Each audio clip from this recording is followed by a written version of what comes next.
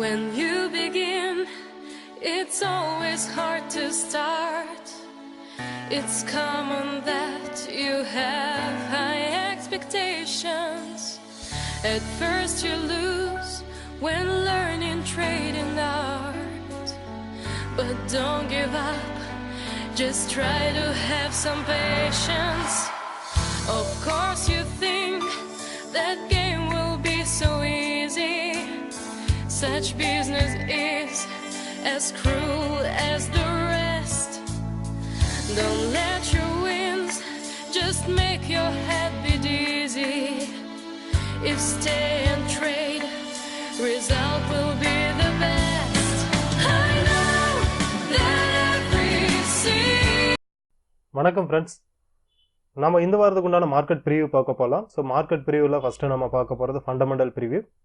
Fundamental பொறுத்தவரைக்கும் கடந்த வாரம் மேஜர் டேட்டா என்ன இருந்தது அப்படின்னு பார்க்கும்போது ரொம்ப ஒரு பெரிய லெவலில் ட்ரெண்ட் சேஞ்ச் பண்ணக்கூடிய டேட்டாஸ் எதுவுமே இல்லை.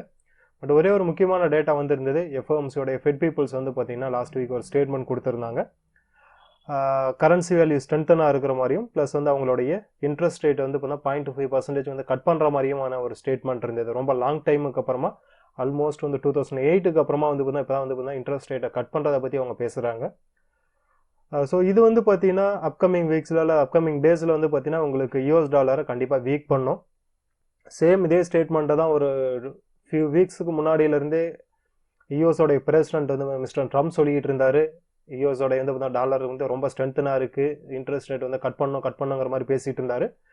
பட் அதோடைய அஃபிஷியலாக அவங்களுடைய வந்து பார்த்தீங்கன்னா ஃபெட்டோடைய பீப்புள்ஸும் லாஸ்ட் வீக் வந்து சொல்லியிருக்கிறது வந்து பார்த்தீங்கன்னா அப்கமிங் வீக்ஸில் யூஎஸ் டாலருக்கு வந்து ஒரு நெகட்டிவ் டேட்டாவாக இருக்கிறதுக்கான வாய்ப்புகள் தான் ரொம்ப அதிகமாக இருக்குது. சரி, இந்த வீக் என்ன ஃபண்டமெண்டலில் ஒரு மேஜர் டேட்டா இருக்குது அப்படின்னு பார்க்கும்பொழுது, ஸோ ரொம்ப மேஜரான டேட்டாஸ் அப்படிங்கும்போது யூரோப்பியன் டேட்டாஸ் வந்து பார்த்தீங்கன்னா ஒரு 2 ப்ரொடக்ஷன் டேட்டாஸ் இருக்குது.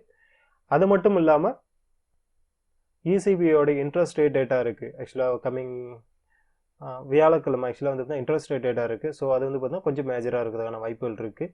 மற்றபடி இந்த வாரமும் ஒரு ரொம்ப ஹெவியான ஹார்ட் இம்பேக்ட் இருக்கக்கூடிய டேட்டாஸ் வந்து ரொம்ப கம்மியான டேட்டாஸ் தான் இருக்குது. சரி, நம்ம வந்து நெக்ஸ்ட் வந்து நம்ம பார்க்க போகிறது டெக்னிக்கல் ப்ரிவியூ. ஸோ டெக்னிக்கல் ப்ரிவியூவில் நம்ம ஃபஸ்ட்டு பார்க்க போகிறது EURUSD. EURUSD பொறுத்தவரையிலும் நம்ம இதுக்கு முன்னாடியே சொல்லிட்டு இருந்தோம். ஆக்சுவலாக வந்து பார்த்தீங்கன்னா இங்கேருந்து அப் ட்ரெண்ட் ஆகும் அப்படிங்கிற மாதிரி சொல்லிட்டு இருந்தோம். லாஸ்ட் வீக் வந்து பார்த்தீங்கன்னா ஆல்மோஸ்ட் வந்து ஒரு நியூட்ரல் ரேஞ்சில் தான் உங்களுக்கு க்ளோஸ் ஆகிருக்கு. ஸோ ஒரு ஃபியூ பிப்ஸ் வந்து பார்த்தீங்கன்னா ஒரு ஆல்மோஸ்ட் ஒரு 20-30 பிப்ஸ் உங்களுக்கு வந்து பார்த்தீங்கன்னா டவுனில் க்ளோஸ் ஆகிருக்கு. மற்றபடி ஒரு பெரிய சேஞ்சஸ் லாஸ்ட் வீக்கில் நடந்ததா அப்படின்னு இல்லை ஆக்சுவலாக. சரி, இப்போ நம்ம இந்த இதில் என்ன பார்க்கும்போது ஆல்ரெடி நம்ம என்ன சொல்லியிருந்தோம், டவுன் ட்ரெண்டோடைய ரெசிஸ்டன்ஸ் மார்க்கெட் பிரேக் அவுட் ஆகிட்டு அப் ட்ரெண்ட் போயிருச்சு உங்களுக்கு. ஸோ இந்த ஒரு ப்ரைஸ் ரேஞ்ச் 1.1201 அல்ல 1.1200 கூடிய ஒரு ப்ரைஸ் ரேஞ்ச் வந்து பார்த்திங்கன்னா ஒரு ஸ்ட்ராங்கான ஒரு சப்போர்ட்டிங் ப்ரைஸாக இருந்துகிட்ருக்கு. சரி, இந்த வீக் என்ன பண்ணலாம் நம்ம அப்படின்னு பார்க்கும்போது இருக்கக்கூடிய கரண்ட் ரேஞ்சஸ்லேருந்தே வந்து பார்த்தீங்கன்னா பை பண்ணலாம்.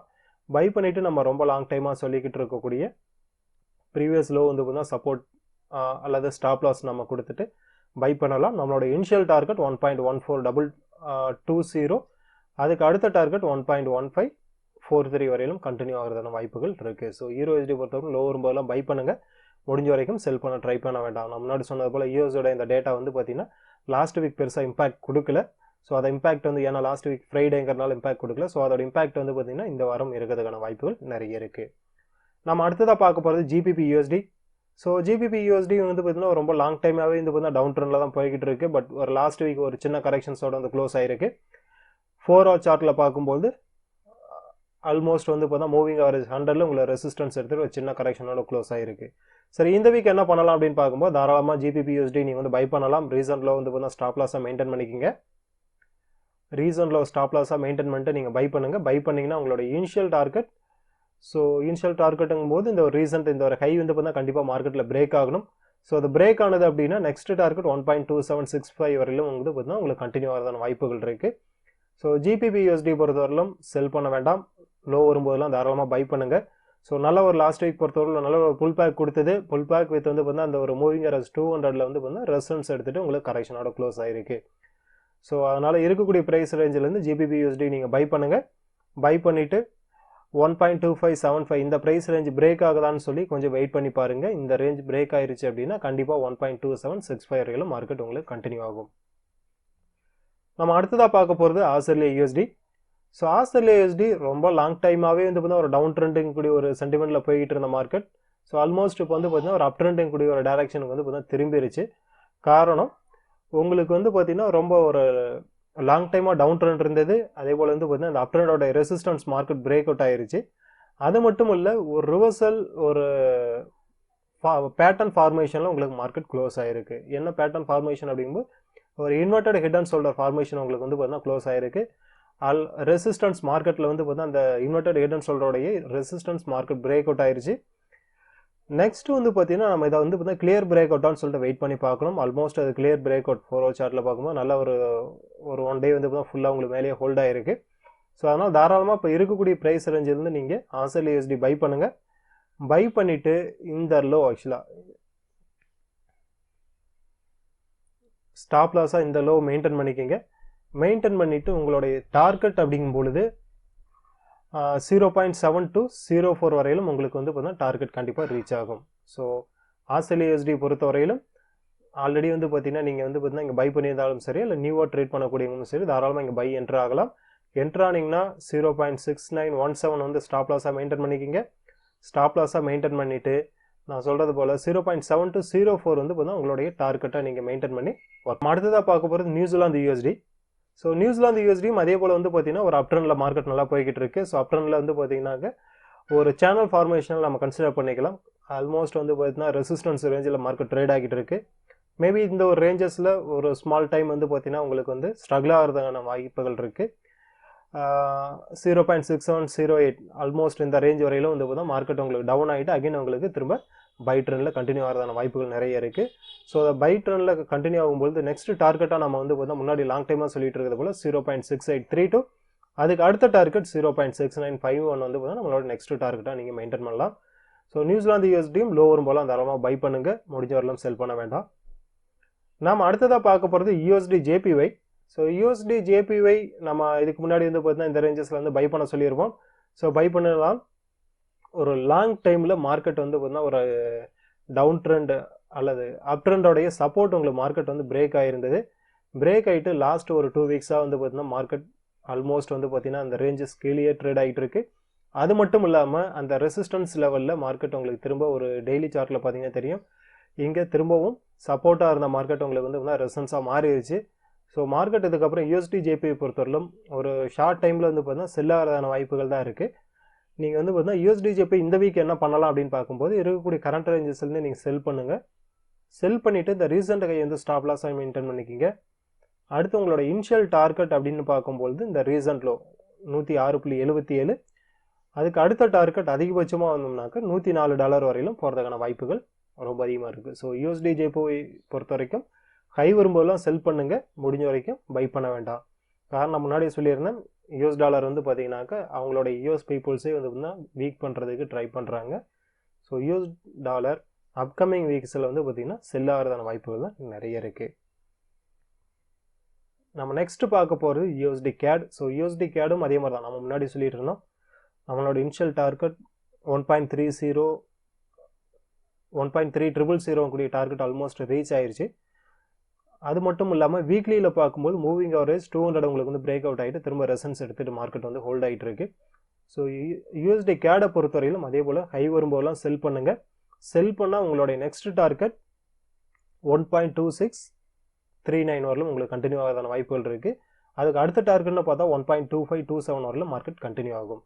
ஸோ USD-CAD பொறுத்தவரையிலும் ஆல்ரெடி வார் பாட்டில் இருக்குது. அது மட்டும் இல்லாத உங்களுக்கு அப் ட்ரெண்ட் சப்போர்ட் ஆல்ரெடி மார்க்கெட் கிளியராக பிரேக் ஆயிடுச்சு. ஸோ கண்டிப்பாக இது வந்து பார்த்தீங்கன்னா அப்கமிங் வீக்ஸில் செல்லு தான் ஆகும். செல்லும்போது இருக்கக்கூடிய கரண்ட் ரேஞ்சஸே உங்களுக்கு ஒரு நல்ல ரெசன்ஸாக தான் இருக்குது.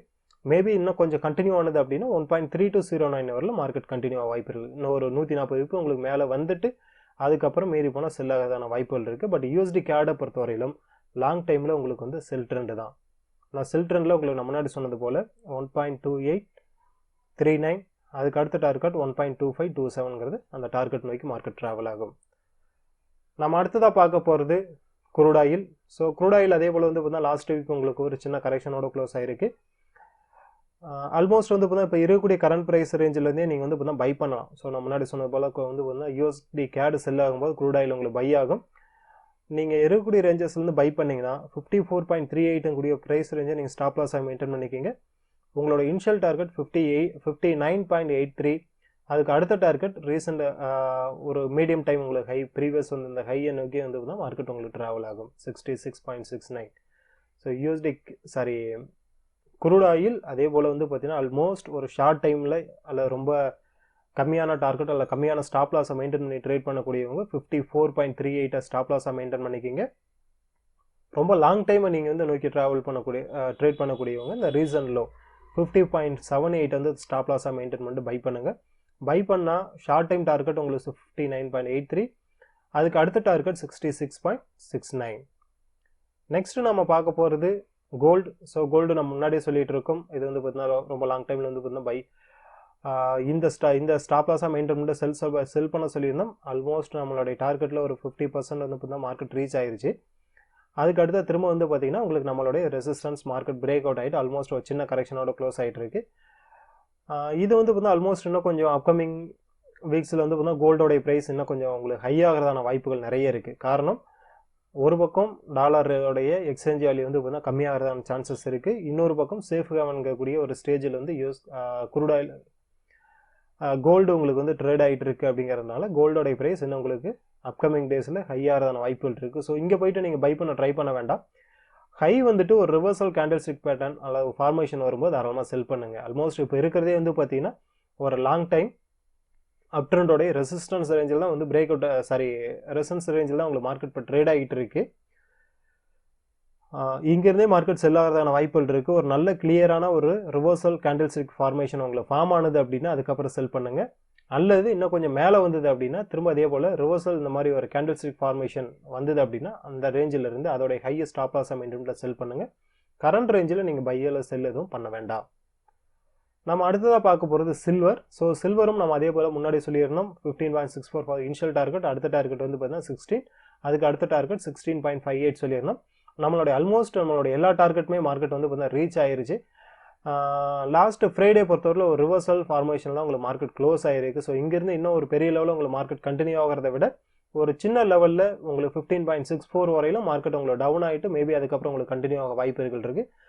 சில்வர் ட்ரேட் பண்ணக்கூடியவங்க கரண்ட் ப்ரைஸ்லேருந்து செல் பண்ணுங்கள். செல் பண்ணிட்டு 16.58 வந்து ஸ்டாப் லாஸாக மெயின்டைன் பண்ணுங்கள். உங்களோட இனிஷியல் டார்கெட் 15.64 உங்களுக்கு வந்து பார்த்தீங்கன்னா ரீச் ஆக பாசிபிள் நிறைய இருக்குது. ஸோ குரூட் ஆயில் பொறுத்தவரையிலும் கமாடிட்டி ஸ்கிரிப்டில் வந்து குரூட் ஆயில் பொறுத்தவரையிலும் பை பண்ணுங்கள்.